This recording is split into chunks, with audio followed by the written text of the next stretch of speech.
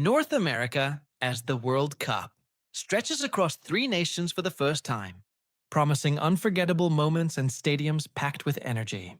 But amid all the excitement, a surprising and worrying reality is emerging.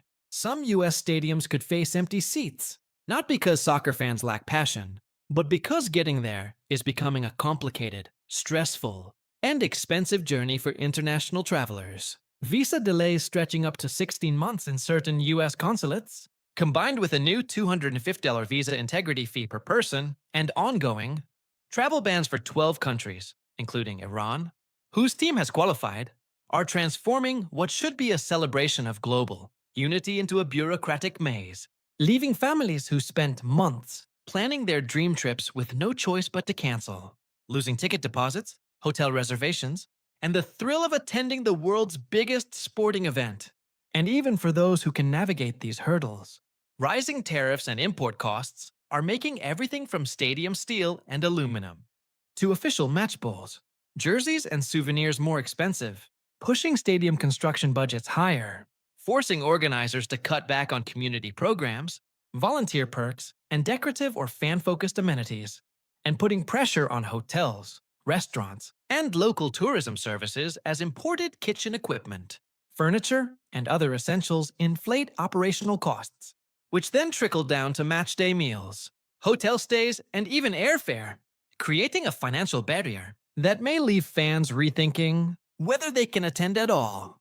Meanwhile, Canada and Mexico appear to be playing a very different game, with faster and simpler visa processing, ready-to-go stadiums, vibrant local culture, affordable accommodations, and accessible travel policies.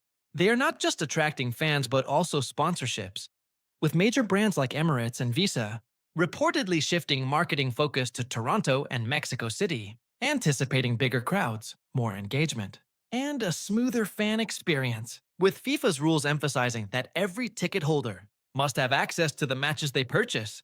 The US faces real pressure. If visa and cost issues are not resolved by March 2026, FIFA could trigger contingency clauses to relocate key matches to Canada or Mexico with just 90 days' notice, a scenario that would not only cost revenue, but also tarnish prestige, limit soft power opportunities, and leave empty seats as a visible reminder of what was lost. The ripple effects of empty stands go far beyond the pitch.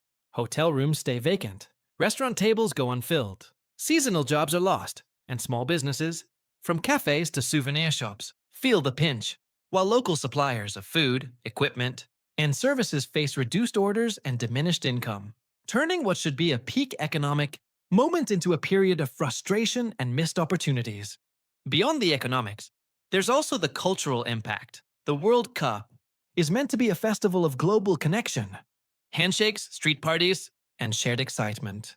But barriers to attendance could leave the US unable to showcase its hospitality and vibrant sporting culture to millions of visitors, while Canada and Mexico benefit from a crowd-filled, electrifying atmosphere that reinforces their image as welcoming, accessible destinations. Families across the continent are already feeling the strain. A Toronto family who plan to travel to New York for a group stage. Match-calculated airfare, hotel, meals, tickets, and souvenirs only to find the total nearly double their budget, forcing them to cancel and choose Vancouver instead, where costs are lower and visas are simpler. Stories like these illustrate the emotional and financial challenges fans are facing, turning what should be the ultimate celebration of sport into a complex puzzle of money, bureaucracy, and logistics, leaving fans disappointed and concerned about access and fairness. The stakes extend beyond individual experiences.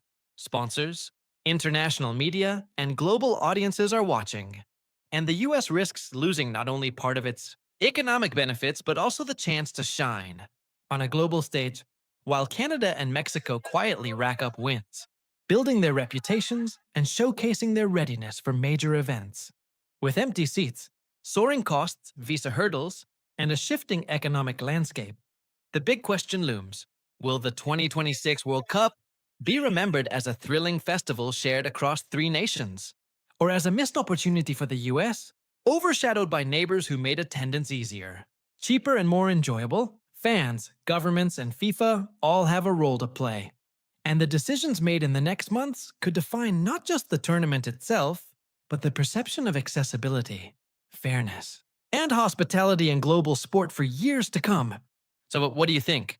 Should FIFA intervene and move marquee matches to Canada or Mexico to protect the experience?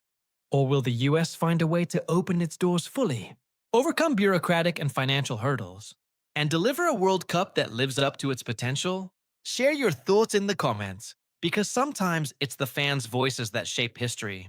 And if you want to stay updated on tourism, global economics, and sports insights, hit subscribe and turn on notifications so you don't miss the next analysis. Remember, the World Cup is more than a game. It's a festival, a cultural showcase, and a test of accessibility. And in 2020, the world will be watching to see which nations rise and which opportunities